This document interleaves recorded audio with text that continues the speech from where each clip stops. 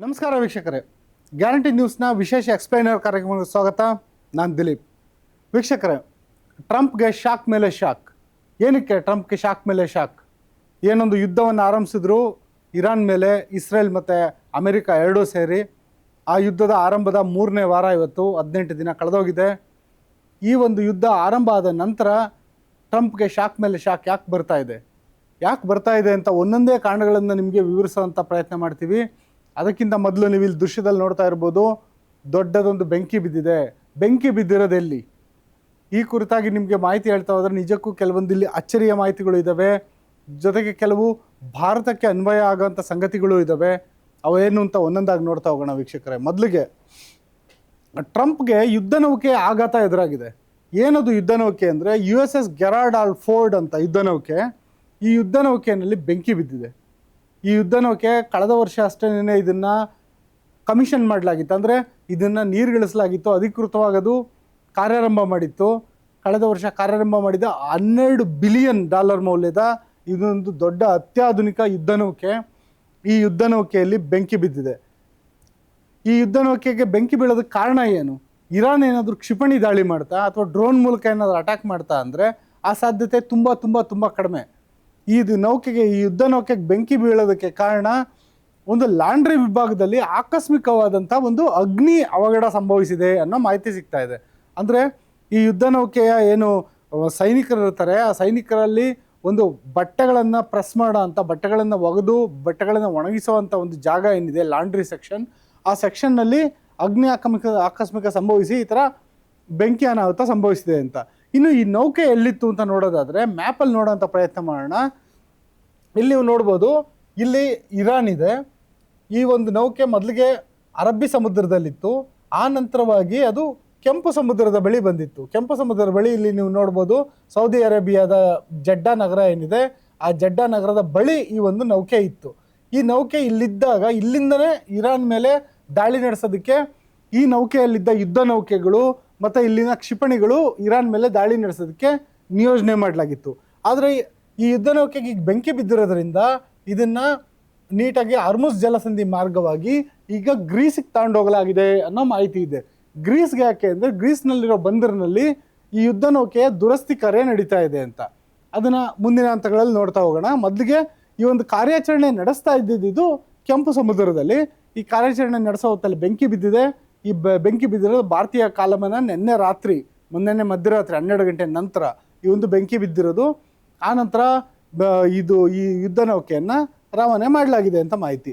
ಬೆಂಕಿ ಬಿದ್ದ ಸಂದರ್ಭದಲ್ಲಿ ಏನಾಯಿತು ಅಂತ ನೋಡೋದಾದರೆ, ಸುಮಾರು 600ಕ್ಕೂ ಹೆಚ್ಚು ಸೈನಿಕರು ಮಲಗುವ ಒಂದು ಜಾಗ ಏನಿತ್ತು, ಆ ಜಾಗದಲ್ಲಿ ಬೆಂಕಿ ಬಿದ್ದಿದೆ.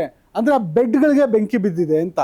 ಆ ಬೆಡ್ಗಳಿಗೆ ಬೆಂಕಿ ಬಿದ್ದಿರೋವಂಥ ಸಂದರ್ಭದಲ್ಲಿ 30ಕ್ಕೂ ಹೆಚ್ಚು ಗಂಟೆಗಳ ಕಾಲ ಒಂದು ಬೆಂಕಿ ನಂದಿಸುವ ಕಾರ್ಯಾಚರಣೆ ನಡೀತು ಅಂತ. ಸಮುದ್ರದಲ್ಲಿ ನೀರಿದೆ, ಆದರೆ ಬೆಂಕಿ ಬಿದ್ದಿರೋದು ಯುದ್ಧ ನೌಕೆಗೆ. ಆ ಯುದ್ಧ ನೌಕೆಗೆ ಬೆಂಕಿ ಬಿದ್ದಂಥ ಸಂದರ್ಭದಲ್ಲಿ ಸೈಲರ್ಸ್ ಅಂತ ಯಾರು ಇರ್ತಾರೆ ಅದರೊಳಗಡೆ, ಆ ಎಲ್ಲರೂ ಆ ಸೈನಿಕರು ಆ ಒಂದು ಅಗ್ನಿಶಾಮಕ ಕಾರ್ಯಾಚರಣೆಯನ್ನು ನಡೆಸಿದ್ದಾರೆ 30 ಗಂಟೆಗಳ ಕಾಲ. ಇಷ್ಟೆಲ್ಲ ಕಾರ್ಯಾಚರಣೆ ಆದಮೇಲೆ ಸೈನಿಕರಿಗೆ ಇವಾಗ ಮಲಗೋದಕ್ಕೆ ಸೂಕ್ತ ಜಾಗ ಇಲ್ಲ. ಹಂಗಾಗಿ ಅವರು ನೆಲದ ಮೇಲೆ ಮಲಗಿದ್ದಾರೆ. 5,000ಕ್ಕೂ ಹೆಚ್ಚು ಸೈನಿಕರು. ಅಂದರೆ ಈ ಒಂದು ಯುದ್ಧ ವಿಮಾನದಲ್ಲಿ ಬರೀ ಸೈನಿಕರು ಮಾತ್ರ ಅಲ್ಲ, ಅಲ್ಲಿ ಯುದ್ಧ ವಿಮಾನವನ್ನು ಚಲಾಯಿಸುವಂಥ ಪೈಲಟ್ಗಳು ಇರ್ತಾರೆ, ಜೊತೆಗೆ ತಂತ್ರಜ್ಞರು ಇರ್ತಾರೆ, ರಾಡಾರ್ ಕ್ಷಿಪಣಿ ವ್ಯವಸ್ಥೆ ನೋಡ್ಕೊಂಡವ್ರು ಇರ್ತಾರೆ, ಎಂಜಿನಿಯರ್ಸ್ ಇರ್ತಾರೆ, ಜೊತೆಗೆ ಒಂದು ಯುದ್ಧ ವಿಮಾನವನ್ನು ಚಲಾಯಿಸಬೇಕಲ್ಲ ಆ ಸಿಬ್ಬಂದಿ ಕೂಡ ಇರ್ತಾರೆ. ಜೊತೆಗೆ ಲಾಂಡ್ರಿ ವಿಭಾಗ ಇರುತ್ತೆ, ಅಡುಗೆ ವಿಭಾಗ ಇರುತ್ತೆ, ಜೊತೆಗೆ ಏನೊಂದು ಕಮ್ಯುನಿಕೇಷನ್ ವಿಭಾಗ ಕೂಡ ಇರುತ್ತೆ. ಅಂದರೆ ಸೆಂಟ್ಕಾಮ್ ಅಂತ ಏನು ಕರಿತೀವಿ, ಅಮೆರಿಕದ ಸೆಂಟ್ರಲ್ ಕಮಾಂಡ್, ಎಲ್ಲ ಸೈನ್ಯದ ಸಂಪೂರ್ಣವಾದ ಕಮಾಂಡ್ ಹೊತ್ತಿರುವಂಥ ಸೆಂಟ್ರಲ್ ಕಮಾಂಡ್, ಅದ್ರ ಜೊತೆಗೆ ನಿರಂತರ ಸಂಪರ್ಕದಲ್ಲಿರುವಂಥ ಸಿಬ್ಬಂದಿ ಇರ್ತಾರೆ. ಎಲ್ಲರೂ ಸೇರಿ ಒಟ್ಟು 5,500 ಸಿಬ್ಬಂದಿ ಇರೋದು. ಅವ್ರು ಇವಾಗ ನೆಲದ ಮೇಲೆ ಮಲಗೋ ಥರ ಆಗಿದೆ ಸನ್ನಿವೇಶ. ಹೀಗಾಗಿ ಇದನ್ನು ಗ್ರೀಸ್ನ ಸೌಡಾ ಬೇ ಅನ್ನೋ ಒಂದು ಬಂದರಿಗೆ ಈ ಯುದ್ಧ ನೌಕೆಯನ್ನು ರವಾನೆ ಮಾಡಲಾಗಿದೆ. ನಾನು ಈಗಾಗಲೇ ಹೇಳಿದೆ ಗ್ರೀಸ್ಗೆ ಈ ನೌಕೆಯನ್ನು ರವಾನೆ ಮಾಡಲಾಗಿದೆ ಅಂತ. ಜೊತೆಗೆ ಈ ಒಂದು ಅಗ್ನಿ ಅನಾಹುತ ಏನು ಸಂಭವಿಸಿತು, ಈ ಸಂದರ್ಭದಲ್ಲಿ ಹಲವು ಸೈನಿಕರಿಗೆ ಗಾಯ ಆಗಿದೆ ಅನ್ನೋ ಮಾಹಿತಿ ಸಿಕ್ಕಿದೆ. ಸದ್ಯದ ಮಟ್ಟಿಗೆ 2 ಸೈನಿಕರಿಗೆ ಗಂಭೀರ ಗಾಯ ಆಗಿರೋದು ದೃಢಪಡ್ತಾ ಇದೆ. ಇನ್ನಷ್ಟು ಸೈನಿಕರು ಗಾಯಗೊಂಡಿರ್ಬೋದು ಅನ್ನೋ ಮಾಹಿತಿ ಇದೆ. ಮತ್ತು ಗಾಯಕ್ಕಿಂತ ಹೆಚ್ಚಾಗಿ ಕೆಲವು ಸೈನಿಕರಿಗೆ ಈ ಒಂದು ದೊಡ್ಡ ಮಟ್ಟದ ಹೊಗೆ ಏನು ವ್ಯಾಪಿಸ್ತು, ಅದರಿಂದ ಶ್ವಾಸಕೋಶ ಸಮಸ್ಯೆ ಎದುರಾಗಿದೆ ಅಂತ.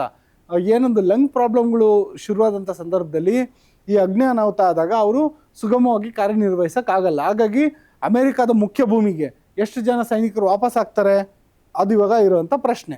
ಈ ಒಂದು ಯುದ್ಧ ನೌಕೆ ಏನಿದೆ, ಇದನ್ನು ನೀವು ಕಳೆದ ಕೆಲವು ತಿಂಗಳ ಹಿಂದೆ ನೆನಪಿರ್ಬೋದು, ವೆನಿಜುವೆಲಾದಲ್ಲಿ ನಿಕೋಲಸ್ ಮೊಡ್ರೋ ಅಲ್ಲಿನ ಅಧ್ಯಕ್ಷರನ್ನ ಬಂಧನ ಮಾಡಲಾಯ್ತಲ್ಲ, ಆ ಬಂಧನಕ್ಕೆ ಇದೇ ಯುದ್ಧ ನೌಕೆಯನ್ನು ಬಳಸಿಕೊಳ್ಳಲಾಗಿತ್ತು. ಅಂದರೆ ಏನಿದೆ ಅಮೆರಿಕಾದಲ್ಲಿತ್ತು ಯುದ್ಧ ನೌಕೆ, ಇದನ್ನು ಲ್ಯಾಟಿನ್ ಅಮೆರಿಕಾಗೆ ಅಂದರೆ ದಕ್ಷಿಣ ಅಮೆರಿಕಾಗೆ ರವಾನೆ ಮಾಡಲಾಗಿತ್ತು. ವೆನಿಜುವೆಲಾ ತೀರದಲ್ಲಿ ಯುದ್ಧ ನೌಕೆ ಇತ್ತು. ವೆನಿಜುವೆಲಾ ಅಧ್ಯಕ್ಷರ ರಾತ್ರೋರಾತ್ರಿ ಒಂದು ರೀತಿ ಕಿಡ್ನಾಪ್ ಮಾಡ್ಕೊಂಡು ಎತ್ತಾಕೊಂಡು ಬಂದ್ರಲ್ಲ ಅಮೆರಿಕಾಗೆ, ಆ ಒಂದು ಕಾರ್ಯಾಚರಣೆಯಲ್ಲಿ ಇದು ಭಾಗಿಯಾಗಿತ್ತು ಹೊಸ ಈ ಗೆರಾಲ್ಡ್ ಫೋರ್ಡ್ ಯುದ್ಧ ನೌಕೆ. ಆ ನಂತರ ಈ ಯುದ್ಧ ನೌಕೆನ ಏಕಾಏಕಿ 6 ತಿಂಗಳಿಗೆ ಹೆಚ್ಚು ಕಾಲ ಯುದ್ಧ ನೌಕೆನಲ್ಲೇ ಇದ್ದರು ಸೈನಿಕರು, ಅವ್ರನ್ನ ಏಕಾಏಕಿ ನೀವು ಇರಾನಲ್ಲಿ ವಾರ್ ಶುರುವಾಗೋ ಚಾನ್ಸಸ್ ಇದೆ ಹೋಗಿ ಅಂತ ಕಳಿಸ್ಬಿಟ್ರು. ಇಲ್ಲಿ ಪ್ರಾಬ್ಲಮ್ ಎದುರಾಗಿದ್ದು ಇಲ್ಲಿ, ಯಾಕೆಂದರೆ ಈ ಸೈನಿಕರಿಗೆ 6 ತಿಂಗಳಿಗೆ ಒಂದ್ಸತಿ ರಜಾ ಕೊಡಬೇಕು, ಅವರು ಮುಖ್ಯ ಭೂಮಿಗೆ ಹೋಗಬೇಕು. ಆ ನಂತರ ಅವ್ರನ್ನ ಬೇರೆ ಬೇರೆ ಸ್ಕ್ವಾಡ್ರನ್ಗಳಿಗೆ, ಬೇರೆ ಬೇರೆ ವಿಭಾಗಗಳಿಗೆ ವರ್ಗಾವಣೆ ಮಾಡ್ತಾರೆ. ಒಬ್ಬರೇ ವರ್ಷಾನುಗಟ್ಲೆ ಈ ಒಂದೇ ಯುದ್ಧ ನೌಕೆನಲ್ಲಿ ಇರೋಕ್ಕೆ ಸಾಧ್ಯ ಇಲ್ಲ. ಅವ್ರಿಗೂ ಫ್ಯಾಮಿಲಿ ಇರುತ್ತೆ, ಹೆಂಡತಿ ಮಕ್ಕಳು ಇರ್ತಾರೆ, ತಂದೆ ತಾಯಿ ಇರ್ತಾರೆ, ಹುಟ್ಟುಹಬ್ಬ, ಮದುವೆ, ಆ ರೀತಿಯಾದಂಥ ಒಂದು ಕಾರ್ಯಕ್ರಮಗಳಿಗೆ ಅಟೆಂಡ್ ಮಾಡಬೇಕಾಗಿರುತ್ತೆ, ಅವ್ರ ಮಕ್ಕಳ ಜೊತೆ ಕಾಲ ಕಳಿಬೇಕಾಗಿರುತ್ತೆ. ಆದರೆ ಅವ್ರಿಗೂ ಈ ಅವಕಾಶ ಸಿಕ್ಕಿಲ್ಲ. 6 ತಿಂಗಳು ಅಲ್ಲಿ ಕಾರ್ಯಾಚರಣೆಯಿಂದ ನೇರವಾಗಿ ಇಲ್ಲಿಗೆ ಬಂದುಬಿಟ್ಟಿದ್ದಾರೆ. ಆ ನಂತರ ಅವ್ರಿಗೆ ಮಾನಸಿಕ ಒತ್ತಡ ಶುರು ಆಗಿಬಿಟ್ಟಿದೆ ಇಲ್ಲಿರೋ ಸೈಲರ್ಸ್ಗಳಿಗೆ. ಬರೀ ಸೈನಿಕರು ಮಾತ್ರ ಅಲ್ಲ, ಸೈನಿಕರ ಜೊತೆ ಯಾರ್ಯಾರು ಇರ್ತಾರೋ ಎಲ್ಲ ಒಟ್ಟು 5,500 ಜನಕ್ಕೆ ಆ ರೀತಿ ಸಮಸ್ಯೆ ಶುರುವಾಗಿದೆ. ಅದ್ರ ಜೊತೆಗೆ ಇನ್ನೊಂದು ಸಮಸ್ಯೆ ಏನಂದರೆ, ಈ ಯುದ್ಧ ನೌಕೆ ವೆನೆಜುವೆಲಾದಿಂದ ಏನು ಭಾರತಕ್ಕೆ ಅರಬ್ಬಿ ಸಮುದ್ರಕ್ಕೆ ಬರ್ತಿತ್ತಲ್ಲ, ಆ ಸಂದರ್ಭದಲ್ಲಿ ಇದರಲ್ಲಿ ಟಾಯ್ಲೆಟ್ ಜಾಮ್ ಆಗಿಬಿಟ್ಟಿತ್ತು. ಟಾಯ್ಲೆಟ್ ಜಾಮ್ ಆಗಿಬಿಟ್ಟು ನೋಡಿ, $12 ಬಿಲಿಯನ್ ಮೌಲ್ಯದ ಅತ್ಯಾಧುನಿಕ ಯುದ್ಧ ನೌಕೆ ಗೆರಾಲ್ಡ್ ಆರ್ ಫೋರ್ಡ್, ಅದರಲ್ಲಿ ಟಾಯ್ಲೆಟೇ ಸರಿ ಇಲ್ಲ. ಹಂಗಾಗಿ 3-4 ಅಡಿ ಎತ್ತರಕ್ಕೆ ನೀರು ನಿಂತ್ಕೊಂಡ್ಬಿಟ್ಟಿತ್ತು. ಜನ ಟಾಯ್ಲೆಟ್ಗೆ ಹೋಗೋಕ್ಕೆ ಕ್ಯೂ ನಿಂತ್ಕೊಳ್ಳೋ ವ್ಯವಸ್ಥೆ ಆಗಿಬಿಟ್ಟಿತ್ತು. ಆ ಸಂದರ್ಭದಲ್ಲಿ ಏನೋ ಅಲ್ಪ ಸ್ವಲ್ಪ ರಿಪೇರಿ ಮಾಡಿ ಹೆಂಗೋ ಒಂಚೂರು ತಕ್ಕಮಟ್ಟಿಗೆ ರೆಡಿ ಮಾಡ್ಕೊಂಡು ಅದನ್ನು ಯುದ್ಧಕ್ಕೇನೋ ತಗೊಂಬಂದರು. ಯುದ್ಧಕ್ಕೆ ತಗೊಂಡ್ಮೇಲೆ ಈಗ ಬೆಂಕಿ ಬಿದ್ದೋಗಿದೆ. ಇಂಥ ಒಂದು ಸನ್ನಿವೇಶದಲ್ಲಿ ಯುದ್ಧ ನೌಕೆ ಇದೆ. ಇದು ಒಂದು ಕಡೆ ಟ್ರಂಪ್ಗಾಗಿರೋ ಆಘಾತ. ಇನ್ನೊಂದು, ಟ್ರಂಪ್ಗೆ ಏಟಿನ ಮೇಲೆ ಏಟು ಬೀಳೋದಕ್ಕೆ ಇನ್ನೊಂದು ಕಾರಣ ಏನಂದರೆ, ಅಮೇರಿಕಾಗೆ ನ್ಯಾಟೋ ಮಿತ್ರ ರಾಷ್ಟ್ರಗಳೇನಿದ್ದಾವೆ ಸರ್ರಾಗಿ ಕೈ ಕೊಟ್ಟಿದ್ದಾವೆ. ಏನಂದರೆ, ಯುದ್ಧದಲ್ಲಿ ಅಮೇರಿಕಾ ಪರ ನ್ಯಾಟೋ ಮೈತ್ರಿಕೂಟಗಳು ನಿಲ್ತಾ ಇಲ್ಲ. ಏನಕ್ಕೆ ನಿಲ್ತಾ ಇಲ್ಲ ಅಂದರೆ, ಇದಕ್ಕೆ ನೀವು ಅಮೇರಿಕಾ ಅಧ್ಯಕ್ಷರಾದ್ರಲ್ಲ ಡೊನಾಲ್ಡ್ ಟ್ರಂಪು, ಆ ನಂತರ ಏನೇನೆಲ್ಲ ಬೆಳವಣಿಗೆ ನಡೀತು ಅಂತ ಒಂದು ಸತಿಗೆ ನೆನಪು ಮಾಡ್ಕೊಳ್ಳಿ. ಮೊದಲಿಗೆ ಅಮೇರಿಕಾ ತನ್ನ ಮಿತ್ರ ರಾಷ್ಟ್ರಗಳಿಗೆ ಅಂದರೆ ನೇಟೋ ಮಿತ್ರ ರಾಷ್ಟ್ರಗಳಿಗೇನೆ ಟ್ಯಾರಿಫ್ನ ವಿಧಿಸ್ತು. ಜೊತೆಗೆ ಉಕ್ರೇನ್ ವಿರುದ್ಧ ಅಮೇರಿಕಾ ಏನು ಯುದ್ಧ ಮಾಡ್ತಿತ್ತು, ಅಂದರೆ ಉಕ್ರೇನ್ ವಿರುದ್ಧ ಯುದ್ಧಕ್ಕೆ ಅಮೇರಿಕಾ ಏನು ನೆರವನ್ನು ನೀಡುತ್ತಿತ್ತು ನ್ಯಾಟೋ ಮೂಲಕ, ಆ ನೆರವನ್ನು ನಿಲ್ಲಿಸ್ತು. ಜೊತೆಗೆ ನೇಟೋದಲ್ಲಿ ನಾನೊಬ್ಬ ಸದಸ್ಯ ರಾಷ್ಟ್ರ, ನೀವು ನನ್ನ ಹತ್ರನೇ ಜಾಸ್ತಿ ದುಡ್ಡು ತೊಗೊತೀರಲ್ಲ ಅಂತ ಹೇಳ್ಬಿಟ್ಟು ಯುರೋಪ್ ರಾಷ್ಟ್ರಗಳಿಗೆ ಟ್ರಂಪ್ ಚಾಟಿ ಬೀಸಿದ್ರು. ಹಂಗಾಗಿ ಯುಕ್ರೇನ್ಗೆ ನಾನು ಮಾತ್ರ ಯಾಕೆ ದುಡ್ಡು ಕೊಡಬೇಕು, ನೀವೆಲ್ಲರೂ ದುಡ್ಡು ಕೊಡಿ ಅಂತ ಹೇಳಿದ್ರು. ಹಂಗಾಗಿ ರಷ್ಯಾ ವಿರುದ್ಧ ಯುಕ್ರೇನು ಒಂದು ರೀತಿ ದುರ್ಬಲ ಆಗೋಕ್ಕೆ ಕಾರಣ ಆಯಿತು. ಆನಂತರ ಏನೊಂದು ಫ್ರಾನ್ಸ್ ಅಧ್ಯಕ್ಷರ ಜೊತೆಗೆ ಏನು ಪರ್ಸ್ನಲ್ ಚಾಟಿಂಗ್ ಇತ್ತು, ಆ ಚಾಟಿಂಗ್ನ ಬಹಿರಂಗ ಮಾಡಿಬಿಟ್ರು ಡೊನಾಲ್ಡ್ ಟ್ರಂಪ್. ಆ ರೀತಿ ಯಾವುದೇ ಅಧ್ಯಕ್ಷರು ಮಾಡಲ್ಲ. ಪರ್ಸ್ನಲ್ಲಾಗಿ ಸಾಕಷ್ಟು ಮಾತುಕತೆಗಳು ನಡೀತಿರ್ತವೆ. ಏನೊಂದು ಬ್ಯಾಕ್ ಚಾನಲ್ ಡಿಪ್ಲೊಮೆಸಿ ಅಂತ ಹೇಳ್ತಾರೆ, ಅದು ನಡೀತಾ ಇರುತ್ತೆ. ಮತ್ತು ಹಿಂಬಾಗಿಲ ಮಾತುಕತೆ ಸಂದರ್ಭದಲ್ಲಿ ಒಂದಷ್ಟು ರಹಸ್ಯ ಡೀಲ್ಗಳು ಆಗ್ತಿರ್ತವೆ. ಅದು ಅವರ ವೈಯಕ್ತಿಕ ಲಾಭಕ್ಕಲ್ದಲ್ಲೇ ಇದ್ದರೂ ದೇಶದ ಲಾಭಕ್ಕೋಸ್ಕರನೂ ಆಗುತ್ತೆ.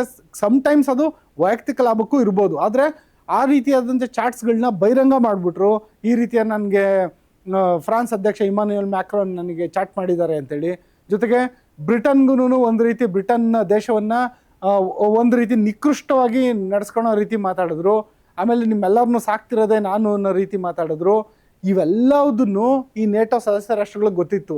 ಅದಕ್ಕಿಂತ ಮುಖ್ಯವಾಗಿ ನೇಟೋ ರಾಷ್ಟ್ರಗಳು, ಅದರಲ್ಲೂ ಯುರೋಪಿಯನ್ ರಾಷ್ಟ್ರಗಳು ಏನಿದ್ದಾವೆ, ಜೊತೆಗೆ ಅಮೆರಿಕಾದಲ್ಲಿರುವ ಕೆನಡಾ ಸೇರಿದಂತೆ ಯಾವುದಾದ್ರು ನೇಟೋ ಸದಸ್ಯ ರಾಷ್ಟ್ರಗಳಿದ್ದಾವೆ, ಅವ್ಯಾವುದೂ 2ನೇ ಮಹಾಯುದ್ಧದ ನಂತರ ಅವರು ಏಕಾಏಕಿ ಕಾಲಕ್ಕೆ ಎದುರಿಕೊಂಡು ಯಾರ ಜೊತೆನೂ ಯುದ್ಧಕ್ಕೆ ಹೋಗಿಲ್ಲ. ಪ್ರತಿ ಬಾರಿ ಅಮೇರಿಕಾನೇ ಯುದ್ಧಕ್ಕೆ ಹೋಗಿರೋದು. ಅಮೇರಿಕಾ ಯುದ್ಧಕ್ಕೆ ಹೋದಾಗೆಲ್ಲನೂ ಈ ನೇಟೋ ಸದಸ್ಯ ರಾಷ್ಟ್ರಗಳು ಅಮೇರಿಕಾದ ಹಿಂಬಾಲಕನ ಥರ ರೀತಿ ಬರ್ತಾ ಇದ್ವು. ಎಲ್ಲ ರೀತಿಯಲ್ಲೂ ಅವರು ಅಫ್ಘಾನಿಸ್ತಾನ ಯುದ್ಧ ಮಾಡಲಿ, ಅವರು ಲಿಬಿಯಾ ಮೇಲೆ ಯುದ್ಧ ಮಾಡಲಿ, ಅವರು ಇರಾಕ್ ಮೇಲೆ ಯುದ್ಧ ಮಾಡಲಿ, ಎಲ್ಲ ಯುದ್ಧದಲ್ಲೂ ಸೈನಿಕರಂತೆ ಅವರ ಸೈನಿಕರು ಹಿಂಬಾಲಕರಂತೆ ಬರ್ತಾ ಇದ್ರು. ನೇಟೋ ಸೈನಿಕರು ಅಮೇರಿಕಾ ಕರೆದಿದ ತಕ್ಷಣ ಬರ್ತಾ ಇದ್ರು. ಆದರೆ ಈ ಯುದ್ಧದಲ್ಲಿ ಬರೋದಕ್ಕೆ ಕೈ ಕೊಟ್ಟಿದ್ದಾರೆ. ಯಾಕೆಂದರೆ ಅಮೇರಿಕಾ ಅಧ್ಯಕ್ಷ ಡೊನಾಲ್ಡ್ ಟ್ರಂಪು ಈ ಎಲ್ಲ ಅಧ್ಯಕ್ಷಗಳನ್ನು ನಡೆಸಿಕೊಂಡ ರೀತಿ, ಆ ರೀತಿಯಿಂದ ಅವರು ರೊಚ್ಚಿಗೆದ್ದಿದ್ದಾರೆ. ಈಗ ಅವ್ರು ಹೇಳ್ತಿರೋದು, ಗುರು ಯುದ್ಧ ನೀನು ಶುರು ಮಾಡಿರೋದು ನೀನೇ ಎಂಡ್ ಮಾಡ್ಕ, ಯುದ್ಧ ನೀನು ಶುರು ಮಾಡಿರೋದು ನೀನು ಮ್ಯಾನೇಜ್ ಮಾಡ್ಕ, ನಮ್ಮನ್ನ ಯಾಕೆ ಎಳಿತೀಯಾ ಅಂತ. ಜೊತೆಗೆ ಅವ್ರಿಗೆಲ್ಲ ತೈಲ ಬೆಲೆಯ ಒಂದು ಹೊಡೆತ ಏನು ಬಿದ್ದಿದೆಯಲ್ಲ, ಆ ಹೊಡೆತ ಬಿದ್ದಿರೋ ಕಾರಣಕ್ಕೆ ಅವ್ರಿಗೆ ಯಾರಿಗೂ ನಮ್ಮ ದೇಶವನ್ನು ನಾವು ಸಂಭಾಳಿಸ್ಕೊಂಡ್ರೆ ಸಾಕು ಅನ್ನೋ ಪರಿಸ್ಥಿತಿ ಆಗಿದೆ. ಜೊತೆಗೆ ಗ್ರೀನ್ಲ್ಯಾಂಡ್ ಬೇಕು ಅಂತ ಕೂತ್ಬಿಟ್ಟಿದ್ರು ಟ್ರಂಪು, ಡೆನ್ಮಾರ್ಕ್ ಜೊತೆ ಗುದ್ದಾಟ ಮಾಡಿಬಿಟ್ಟಿದ್ರು. ಅಂದರೆ ತನ್ನ ಸದಸ್ಯ ರಾಷ್ಟ್ರಗಳು, ತನ್ನ ಮಿತ್ರ ರಾಷ್ಟ್ರಗಳು ಒಂದು 4-6 ದಶಕಗಳಿಂದ ಒಂದು ಮಿತ್ರ ರಾಷ್ಟ್ರಗಳಾಗಿದ್ವು ಯಾವುದು ಎರಡನೇ ಮಹಾಯುದ್ಧದ ನಂತರ.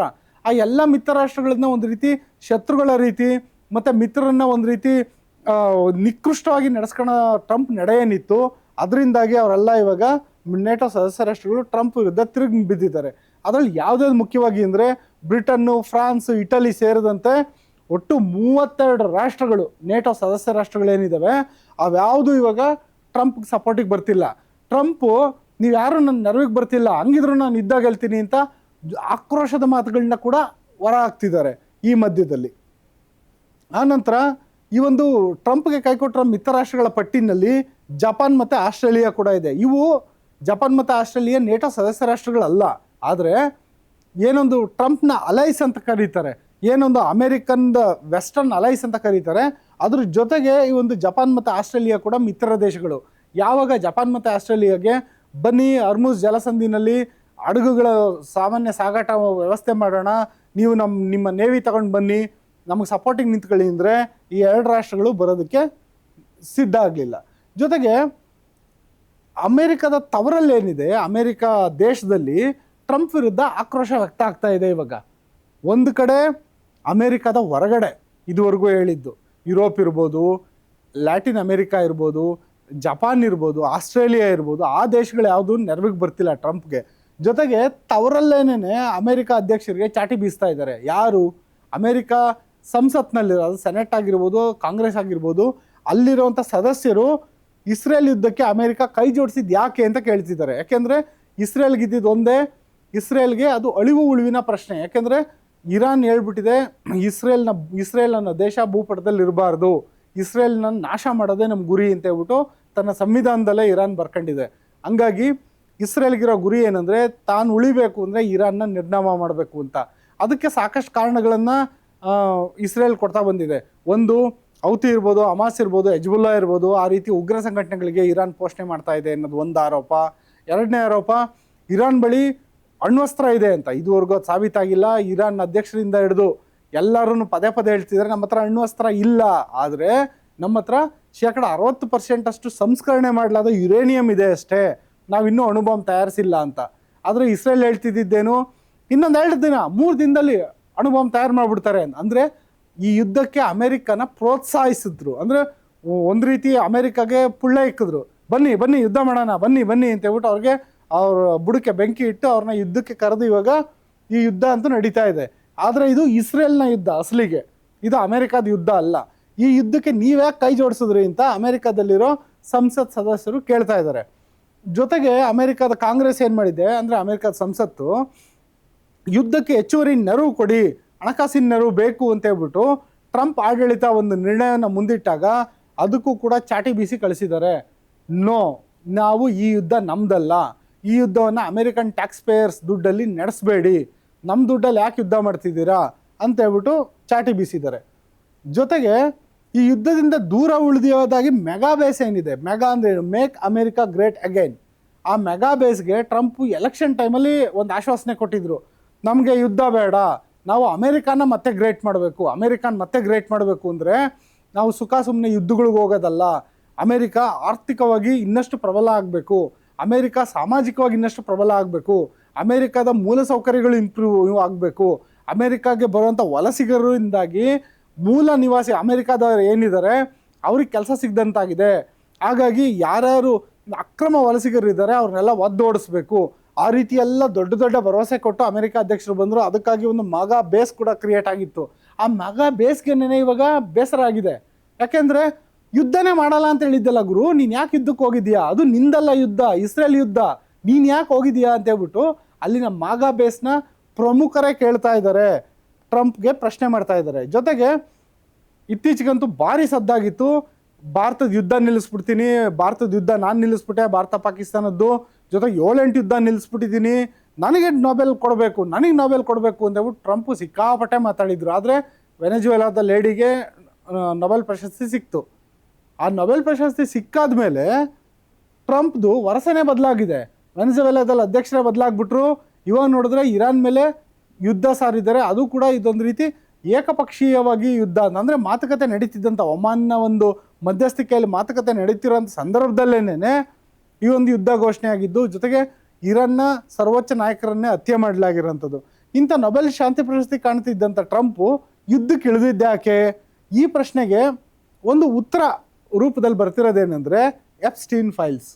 ಹೌದು, ಏನೊಂದು ಎಪ್ಸ್ಟೀನ್ ಐಲ್ಯಾಂಡ್ ಇತ್ತು, ಅದರಲ್ಲಿ ಎಪ್ಸ್ಟೀನು ಹದಿಹರಿಯದ ಬಾಲಕಿಯರನ್ನ, ಅಂದರೆ ಇನ್ನು ಅಪ್ರಾಪ್ತ ಬಾಲಕಿಯರನ್ನ ಕರ್ಕೊಂಡು ಹೋಗ್ಬಿಟ್ಟು ಅಲ್ಲಿ ಪಾರ್ಟಿ ಮಾಡಲಾಗ್ತಿತ್ತು. ಡೊನಾಲ್ಡ್ ಟ್ರಂಪ್ ಸೇರಿದಂತೆ, ಏನೊಂದು ಬಿಲ್ ಗೇಟ್ಸ್ ಸೇರಿದಂತೆ ಪ್ರಮುಖರೇ, ತುಂಬ ಸಿರಿವಂತರು, ಕೋಟ್ಯಾಧೀಶ್ವರರು, ಬಿಲಿಯನೇರ್ಸು, ಅವ್ರು ಬಂದ್ಬಿಟ್ಟು ರಾಜಕಾರಣಿಗಳು ಎಲ್ಲರೂ ಬಂದ್ಬಿಟ್ಟು ಅಲ್ಲಿ ಆ ಚಿಕ್ಕ ಮಕ್ಕಳನ್ನ ಲೈಂಗಿಕವಾಗಿ ಶೋಷಣೆ ಮಾಡ್ತಿದ್ರು ಅಂತ ಹೇಳ್ಬಿಟ್ಟು, ಯಾವಾಗ ಎಪ್ಸ್ಟೀನ್ ಜೈಲಿನಲ್ಲೇ ನಿಗೂಢವಾಗಿ ಸತ್ತ ಆ ನಂತರ ಅವನ ಸಂಗ್ರಹದಲ್ಲಿದ್ದಂಥ ಫೈಲ್ಸ್ಗಳನ್ನು ಒಂದೊಂದಾಗಿ ಇವಾಗ ರಿಲೀಸ್ ಮಾಡಲಾಗ್ತಿದೆ. ಬಹುಶಃ ಈ ಫೈಲ್ಸ್ಗಳಲ್ಲಿ 100ಕ್ಕೂ ಹೆಚ್ಚು ಬಾರಿ ಡೊನಾಲ್ಡ್ ಟ್ರಂಪ್ ಹೆಸರು ಕೇಳಿಬಂದಿದೆ. ಡೊನಾಲ್ಡ್ ಟ್ರಂಪು ಎಪ್ಸ್ಟೀನ್ ಜೊತೆ ಎಪ್ಸ್ಟೀನ್ ಐಲ್ಯಾಂಡ್ನಲ್ಲೇ, ಅಂದರೆ ಎಪ್ಸ್ಟೀನ್ ದ್ವೀಪದಲ್ಲೇ ಇದ್ದಂಥ ವಿಡಿಯೋಗಳು ಕೂಡ ರಿಲೀಸ್ ಆಗಿದ್ದಾವೆ. ಜೊತೆಗೆ ತುಂಬ ಹದಿಹರಿಯದ ಚಿಕ್ಕ ಮಕ್ಕಳನ್ನು ಟ್ರಂಪು ಯಾವ ರೀತಿ ನಡೆಸ್ಕೊಂತಿದ್ರು, ಟ್ರಂಪ್ ಆ ಮಕ್ಕಳ ಮೇಲೆ ಅತ್ಯಾಚಾರ ಮಾಡಿದಾರೋ ಅನ್ನೋ ಗಂಭೀರ ಆರೋಪಗಳಿದ್ದಾವೆ. ಈ ಎಲ್ಲ ಕಾರಣಗಳಿಂದಾಗಿ ಟ್ರಂಪ್ಗೆ ಒಂದು ರೀತಿಯಾದ ವಾಗ್ದಂಡನೆ ವಿಧಿಸಿ, ಇಂಪೀಚ್ಮೆಂಟ್ ಅಂತ ಏನು ಕರೀತಾರೆ, ವಾಗ್ದಂಡನೆ ವಿಧಿಸಿ ಅವ್ರನ್ನ ಅಧ್ಯಕ್ಷ ಪದವಿಯಿಂದ ಉಚ್ಚಾಟನೆ ಮಾಡೋ ಅಂಥದ್ವರೆಗೂ ಯೋಚನೆ ಮಾಡ್ತಾ ಇದೆ ಅಮೆರಿಕ ಕಾಂಗ್ರೆಸ್ಸು, ಅಂದರೆ ವಿರೋಧ ಪಕ್ಷವಾಗಿರುವಂಥ ಡೆಮೊಕ್ರೆಟಿಕ್ಕು ಯೋಚನೆ ಮಾಡ್ತಾ ಇದೆ. ಇವೆಲ್ಲದ್ರ ಮಧ್ಯದಲ್ಲಿ ಅಮೆರಿಕಾದಲ್ಲಿ ಮಿಡ್ ಟರ್ಮ್ ಎಲೆಕ್ಷನ್ ಬೇರೆ ಇದೆ, ಅಂದರೆ 2 ವರ್ಷಕ್ಕೊಂದ್ಸತಿ ನಡೆಯುವಂಥ ಮಿಡ್ ಟರ್ಮ್ ಎಲೆಕ್ಷನ್. ಅದರಲ್ಲೇನಾದರೂ ರಿಪಬ್ಲಿಕನ್ ಪಕ್ಷದ ಅಭ್ಯರ್ಥಿಗಳು ಅತ್ಯಂತ ಕಡಿಮೆ ಏನಾದರೂ ಗೆದ್ದರೆ, ಫಾರ್ ಎಕ್ಸಾಂಪಲ್ ನಮ್ಮ ಭಾರತದ ಸಂಸತ್ನಲ್ಲಿ ಲೋಕಸಭೆ ಮತ್ತು ರಾಜ್ಯಸಭೆ ಅಂತ ನಾವೇನು ಕರಿತೀವಿ, ಅದಕ್ಕೆ ಒಂದು ಮಿಡ್ ಟರ್ಮ್ ಎಲೆಕ್ಷನ್. ನಮ್ಮ ಭಾರತದಲ್ಲಿ ಆ ಥರ ಆಗಲ್ಲ, 5 ವರ್ಷಕ್ಕೊಂದ್ಸತಿ ಎಲೆಕ್ಷನ್ ನಡೆಯೋದು. ಆದರೆ ಅಮೆರಿಕಾದಲ್ಲಿ ಮಿಡ್ ಟರ್ಮ್ ಎಲೆಕ್ಷನ್ ಅಂತ ಆಗುತ್ತೆ ಮಧ್ಯ 2 ವರ್ಷಕ್ಕೆ. ಆ ಎಲೆಕ್ಷನ್ನಲ್ಲಿ ಏನಾದ್ರೂ ರಿಪಬ್ಲಿಕನ್ ಪಕ್ಷದ ಸದಸ್ಯರ ಸಂಖ್ಯೆ ಕಡಿಮೆ ಆಗಿಬಿಟ್ರೆ, ಆವಾಗ ಡೊನಾಲ್ಡ್ ಟ್ರಂಪ್ ಸಾರಥ್ಯದ ಒಂದು ರಿಪಬ್ಲಿಕನ್ ಪಕ್ಷ ಏನಿದೆ ಅದರ ಸಂಖ್ಯಾಬಲ ಕುಸಿಯುತ್ತೆ. ಆವಾಗ ಕೂಡ ಡೊನಾಲ್ಡ್ ಟ್ರಂಪ್ಗೆ ಈ ರೀತಿಯಾದಂಥ ಉಚ್ಚಾಟ ಮಾಡೋದಕ್ಕೆ ಆಗೋದಿಲ್ಲ. ಆ ಎಲ್ಲ ಕಾರಣದಿಂದಾಗಿ ಇವರು ಈ ಒಂದು ಯುದ್ಧಕ್ಕೆ ಬಂದ್ರ ಅನ್ನೋ ಪ್ರಶ್ನೆ ಇದೆ. ಆ ಒಂದು ಏನಕ್ಕೆ ಬಂದಿರಲಿ ಯುದ್ಧಕ್ಕೆ, ಆದರೆ ತವರಿನಲ್ಲಿ ಮಾತ್ರ ಅಮೆರಿಕ ಅಧ್ಯಕ್ಷರಿಗೆ ಭಾರಿ ದೊಡ್ಡ ಪ್ರಮಾಣದಲ್ಲಿ ಚಾಟಿ ಬೀಸ್ತಾ ಇದೆ. ಓಕೆ, ಅಮೆರಿಕ ಈ ಎಲ್ಲ ಕಾರಣಗಳಿಂದ ಯುದ್ಧಕ್ಕೇನೋ ಬಂತು, ಆನಂತರ ಯುದ್ಧದಲ್ಲಿ ಈ ರೀತಿಯಾದಂತಹ ಒಂದು ಸಂಕಷ್ಟ ಏನೋ ಅಮೆರಿಕಾಗೆ ಎದುರಾಗಿದೆ. ಅದ್ರ ಜೊತೆಯಲ್ಲೇ ಈ ಒಂದು ಯುದ್ಧ ಏನಿದೆಯಲ್ಲ, ಇದರಿಂದ ಅಮೆರಿಕ ಮಾತ್ರ ಕಳ್ಕೊಂತಿಲ್ಲ, ಇಡೀ ಜಗತ್ತಿಗೇನೆ ಸಂಕಷ್ಟ ಎದುರಾಗಿದೆ. ಯಾವ್ಯಾವ ರೀತಿ ಅಂದರೆ, ಇರಾನ್ ವಿರುದ್ಧದ ಸಮರ ಏನಿದೆ, ಇದುವರೆಗೆ 12 ಅಮೆರಿಕನ್ ಯೋಧರು ಸಾವನ್ನಪ್ಪಿದ್ದಾರೆ. ಏನು ಬಾಡಿ ಬ್ಯಾಗ್ಸ್ ಅಂತ ಕರೀತಾರೆ, ಅಂದರೆ ಶವಗಳನ್ನು ಹೊತ್ತ ಚೀಲಗಳು ಅಮೆರಿಕ ವಾಪಸ್ ಹೋಗಿದ್ದಾವೆ. 200ಕ್ಕೂ ಹೆಚ್ಚು ಮಂದಿ ಗಾಯ ಆಗಿದೆ ಅನ್ನೋ ಮಾಹಿತಿ ಇದೆ. ಈಗ ಗೆರಾಲ್ಡ್ ಆರ್ ಫೋಲ್ಡ್ ಅದಕ್ಕೆ ಬೆಂಕಿ ಬಿದ್ದಿದೆಯಲ್ಲ, ಇದರಲ್ಲಿ ಎಷ್ಟು ಜನ ಗಾಯಾಳುಗಳು ಮತ್ತೆ ಅಮೆರಿಕಾಗೆ ಹೋಗ್ತಾರೆ ಗೊತ್ತಿಲ್ಲ. ಮತ್ತು ಎರಡನೇದು, ಅರ್ಮುಜ್ ಜಲಸಂಧಿ ಬಂದಾಗಿರೋದ್ರಿಂದಾಗಿ ನಮಗೆಲ್ಲರಿಗೂ ಗೊತ್ತಿರೋಂಗೆ ಭಾರತದಲ್ಲೂ ಕೂಡ ಒಂದು LPG ಅಭಾವ ಎದುರಾಗಿದೆ. ಆ ರೀತಿ ಭಾರತಕ್ಕೆ ಮಾತ್ರ ಅಲ್ಲ, ತೈಲ ಮತ್ತು LPG ಬೆಲೆ ಗಗನಕ್ಕಂತೂ ಏರಿಕೆಯಾಗಿದೆ. $60 ಇತ್ತು ಯುದ್ಧ ಆರಂಭಕ್ಕೆ ಮೊದಲು ಒಂದು ಬ್ಯಾರಲ್ ತೈಲ, ಇವಾಗ ಅದು $100 ದಾಟೋಗಿದೆ. LPG ಬೆಲೆ ಅಂತೂ ಇನ್ನೂ ಹೆಚ್ಚಾಗಿದೆ.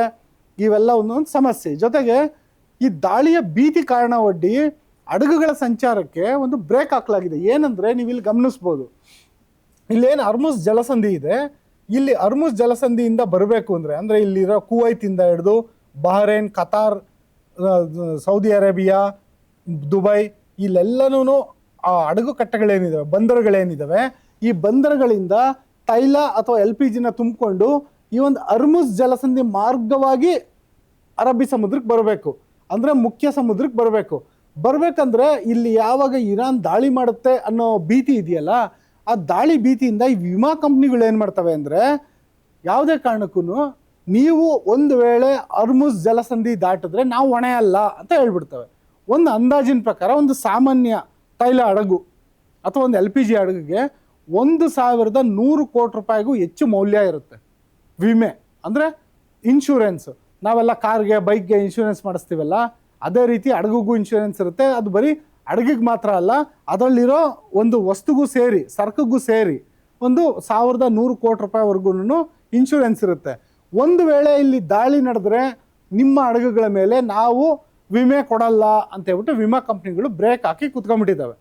ಹಂಗಾಗಿ ಯಾವುದೇ ಒಂದು ಮ್ಯಾಕ್ಸಿಮಮ್ ಹಡಗುಗಳಿರೋದು ದಕ್ಷಿಣ ಕೊರಿಯಾ ದೇಶದ ಮಾಲೀಕತ್ವದಲ್ಲಿ ಮತ್ತು ಯುರೋಪಿಯನ್ನರ ಕೆಲವೊಂದಷ್ಟು ಜನರ ಮಾಲೀಕತ್ವದಲ್ಲಿ ಇರೋದು ಹಡಗು.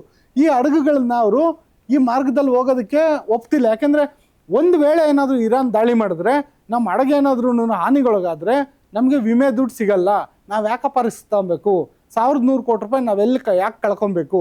ಆ ಕಾರಣದಿಂದಾಗಿ ಅವ್ರು ಯಾರೂ ಹಡಗುಗಳನ್ನು ಮುಂದೆ ಹೋಗೋದಕ್ಕೆ ಬಿಡ್ತಿಲ್ಲ.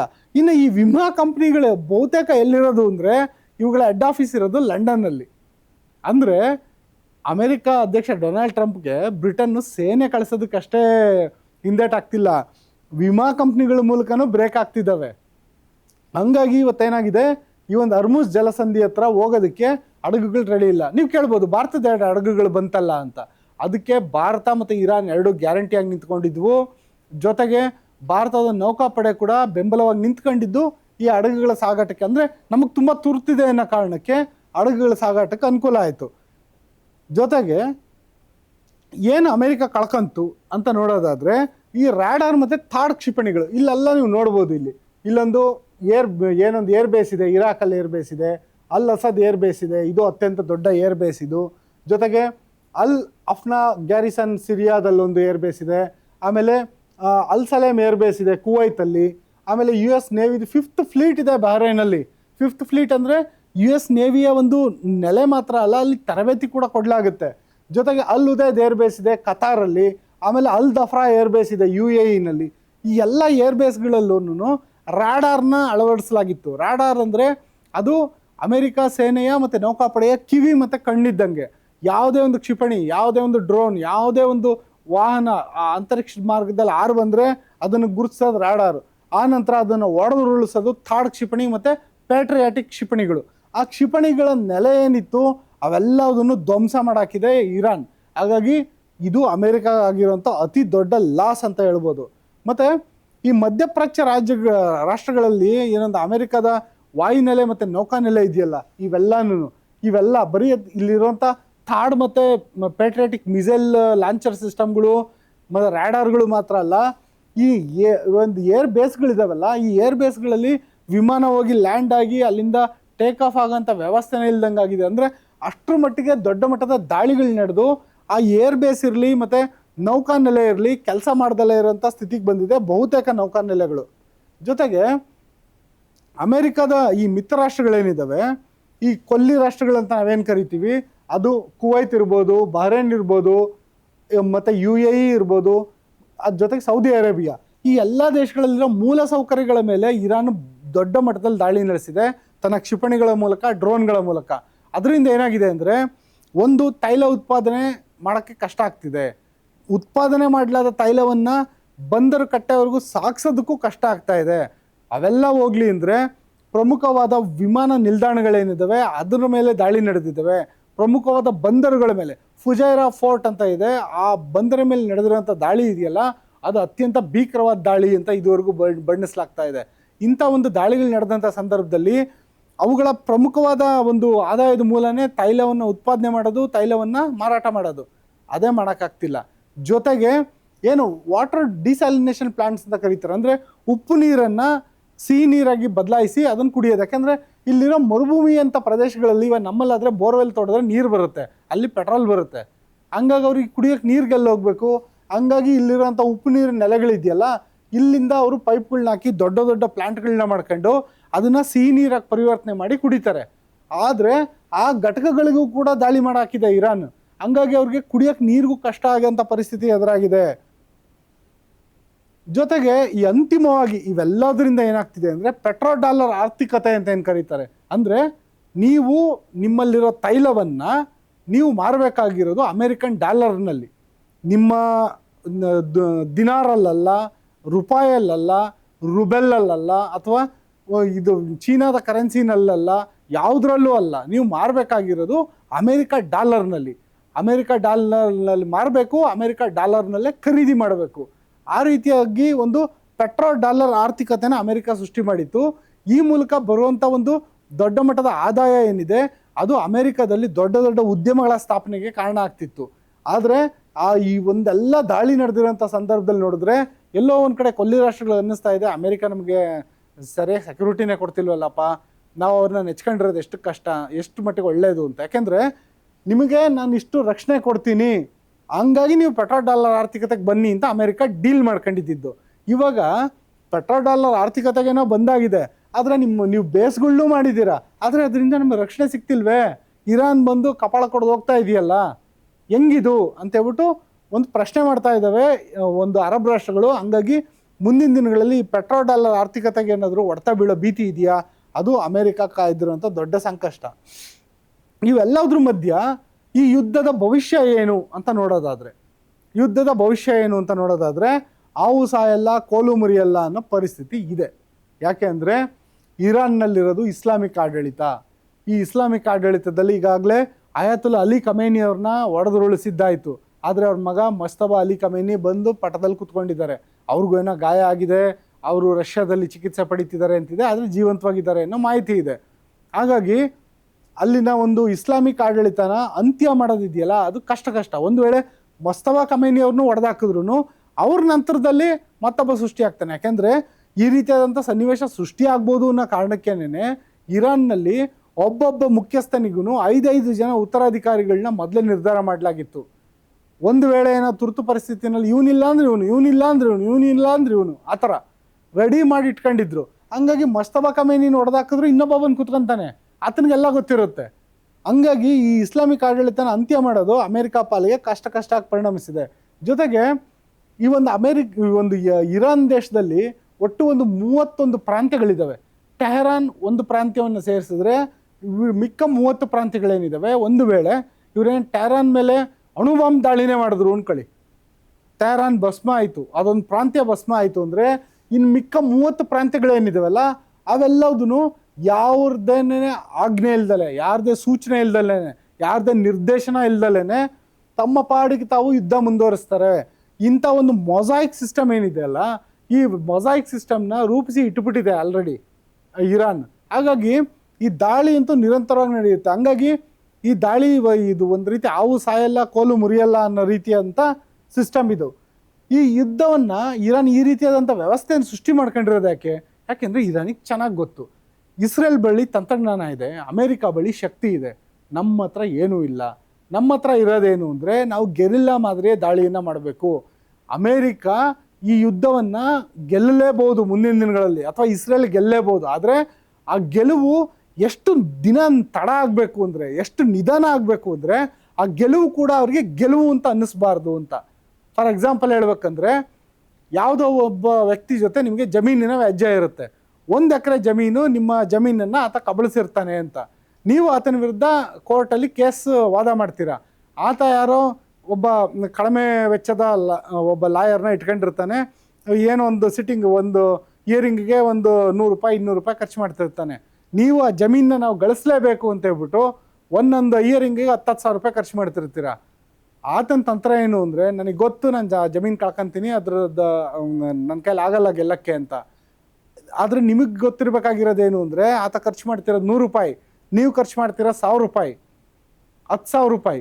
ಹಂಗಾಗಿ ಆ ಖರ್ಚು ಜಾಸ್ತಿ ಆಗ್ತಾ ಹೋದಂಗೆ ಒಂದು ವೇಳೆ ನೀವು ಗೆದ್ದರೂ ಕೂಡ ನೀವು ಇದುವರೆಗೂ ಮಾಡಿರೋ ಒಟ್ಟಾರೆ ಖರ್ಚಿದೆಯಲ್ಲ, ಆ ಖರ್ಚಿಗೂ ಆ ಜಮೀನಿನ ವೆಚ್ಚಕ್ಕೂ ನೋಡಿದ್ರೆ ಅಜಗಜಾಂತರ ಅನಿಸುತ್ತೆ. ಯಾಕೆಂದರೆ ನೀವು ಖರ್ಚು ಮಾಡಿರೋದು ಲಕ್ಷಾಂತರ ರೂಪಾಯಿ, ಆ ಜಮೀನಿನ ಮೌಲ್ಯ ಕೆಲವೇ ₹1,000. ಆ ರೀತಿಯಾದಂಥ ಸನ್ನಿವೇಶ ಬಂದ್ಬಿಡುತ್ತೆ. ಆಗ ನೀವು ಆ ಜಮೀನ ನಿಮ್ಮದು ಅಂತ ಆದರೂ ಕೂಡ ಕೋರ್ಟ್ ತೀರ್ಪಿನ ಬಳಿಕ ನೀವು ಆ ಜಮೀನನ್ನ ನಿಮ್ಮದು ಅಂತ ಮಾಡ್ಕೊಂಡ್ರೂ ಕೂಡ ಲಾಭ ಏನದ್ರಿಂದ? ಅದಕ್ಕಿಂತ ಹೆಚ್ಚು ದುಡ್ಡು ನೀವು ಕೋರ್ಟ್ ದಾವೆಲ್ಲಿ ಕಳ್ಕೊಂಡಿರ್ತೀರಲ್ಲ, ಅದು ಈ ತಂತ್ರ. ಹಂಗಾಗಿ ಈ ತಂತ್ರವನ್ನು ಅಂದರೆ ಸೋಲನ್ನು ಡಿಲೇ ಮಾಡೋ ಅಂಥ ತಂತ್ರಗಾರಿಕೆ ಇದು. ಮತ್ತು ಈ ಅಮೇರಿಕ ಇದೇ ಕಾರಣಕ್ಕಾಗಿ ಯುದ್ಧದಿಂದ ನಿರ್ಗಮಿಸಕ್ಕೆ ತಡ ಮಾಡಿದಷ್ಟು ದಿನ ಪ್ರತಿದಿನ $1 ಬಿಲಿಯನ್ ಗಟ್ಟಲೆ ಹಣ ಖರ್ಚಾಗ್ತಾನೇ ಇರುತ್ತೆ. ಇರಾನ್ ಹತ್ರ ಇರೋದು $20,000 ಬೆಲೆಯ ಒಂದು ಡ್ರೋನು. ನೀವು ಆ ಡ್ರೋನ್ನ ಹೊಡೆದು ಉಳಿಸಕ್ಕೆ ಬಳಸೋದು ಮಿಲಿಯನ್ ಗಟ್ಟಲೆ ವೆಚ್ಚದ ಕ್ಷಿಪಣಿಗಳು. ಅಂದರೆ ಈ ಯುದ್ಧವನ್ನು ನೀವು ನಿರ್ಗಮಿಸಕ್ಕೆ ತಡ ಮಾಡಿದಷ್ಟು ನಿಮಗೆ ನಷ್ಟ ಆಗ್ತಾನೆ ಇರುತ್ತೆ. ಅಂದರೆ ಅವೆಲ್ಲ ಹೇಳಿದ್ನಲ್ಲ ಕೋರ್ಟಿಂದು ಉದಾಹರಣೆ ಆ ರೀತಿ. ಆತ ಒಂದೊಂದು ಹಿಯರಿಂಗ್ ಖರ್ಚು ಮಾಡ್ತಿರೋದು ₹200, ನೀವು ಖರ್ಚು ಮಾಡ್ತಿರೋದು $10,000, ಲಾಸ್ ಆಗ್ತಿರೋದು ನಿಮಗೆ. ಇಲ್ಲೂ ಅದೇ ರೀತಿಯಾದಂಥ ಪರಿಸ್ಥಿತಿ. ಆನಂತರ ಅಂತಿಮವಾಗಿ ಹೇಳೋದಾದರೆ, ಒಂದು ವೇಳೆ ಇದೆಲ್ಲ ಆಯ್ತಪ್ಪ, ನಾನು ಲ್ಯಾಂಡ್ಗೆ ಇಳಿದೇ ಬಿಡ್ತೀನಿ, ಬೂಟ್ಸ್ ಆನ್ ಗ್ರೌಂಡ್, ನಮ್ಮ ಸೈನಿಕರು ಬಂದು ಅಮೆರಿಕ ಸೈನಿಕರು ಇರಾನ್ ನೆಲದಲ್ಲಿ ಇಳಿದು ಹೋರಾಟ ಮಾಡ್ತಾರೆ ಅನ್ನೋದೇ ಆದರೆ ಇರಾನ್ನಲ್ಲಿರೋ ಬೆಟ್ಟ ಗುಡ್ಡಗಳಲ್ಲಿ ಯಾವ ರೀತಿ ಹೋರಾಟ ಮಾಡ್ತಾರೆ, ಜೊತೆಗೆ ಇರಾನ್ನ ನಗರಗಳಲ್ಲಿ ಹೆಂಗೆ ಅರ್ಬನ್ ವಾರ್ಫೇರ್ ಮಾಡ್ತಾರೆ ಗೊತ್ತಿಲ್ಲ. ಇಂಥ ಒಂದು ಸಂದರ್ಭದಲ್ಲಿ ಅಫ್ಘಾನಿಸ್ತಾನದಲ್ಲಿ ಏನೊಂದು ಎದುರಾಯ್ತಲ್ಲ, ಒಂದು ಘಟನೆ, 20 ವರ್ಷಗಳ ಕಾಲ ಅಮೆರಿಕ ಹೋರಾಡಿ ಸೋತು ಸುಣ್ಣವಾಗಿ ಮುಂದೊಂದು ದಿನ ಇನ್ನೇನು ಕೋವಿಡ್ ಟೈಮಲ್ಲಿ ಎದ್ನೋ ಬಿದ್ನೋ ಅಂತ ಹೇಳ್ಬಿಟ್ಟು ಎಲ್ಲ ಓಡೋದ್ರಲ್ಲ, ಆ ರೀತಿ 20 ವರ್ಷ ಹೋರಾಟ ಮಾಡಿ ಅಫ್ಘಾನಿಸ್ತಾನ ಗೆಲ್ಲಕ್ಕಾಗಲಿಲ್ಲ. ಅದೇ ರೀತಿಯಾದಂಥ ಸನ್ನಿವೇಶ ಇಲ್ಲಿ ಪುನರಾವರ್ತನೆ ಆಗುತ್ತಾ ಅನ್ನೋ ಪ್ರಶ್ನೆ ಸದ್ಯಕ್ಕಿದೆ. ನೋಡಬೇಕು ವೀಕ್ಷಕರೇ, ಈ ಒಂದು ಸನ್ನಿವೇಶಗಳು ಮುಂದೆ ಯಾವ ರೀತಿ ಬದಲಾವಣೆ ಆಗ್ತವೆ, ಅಮೆರಿಕದ ಮುಂದೆ ತಂತ್ರಗಳೇನಿರುತ್ತೆ, ಇರಾನ್ನ ಪ್ರತಿತಂತ್ರಗಳೇನಿರುತ್ತೆ, ಅವೆಲ್ಲದನ್ನು ನಿಮಗೆ ಕ್ಷಣದ ಅಪ್ಡೇಟ್ ಜೊತೆಗೆ ತಗೊಂಬಂದಿಡುವಂಥ ಪ್ರಯತ್ನ ಮಾಡ್ತೀವಿ. ಇದೇ ಇವತ್ತಿನ ವಿಶೇಷ. ಗ್ಯಾರಂಟಿ ನ್ಯೂಸ್, ಸುದ್ದಿ ಖಚಿತ, ನ್ಯಾಯ ನಿಶ್ಚಿತ.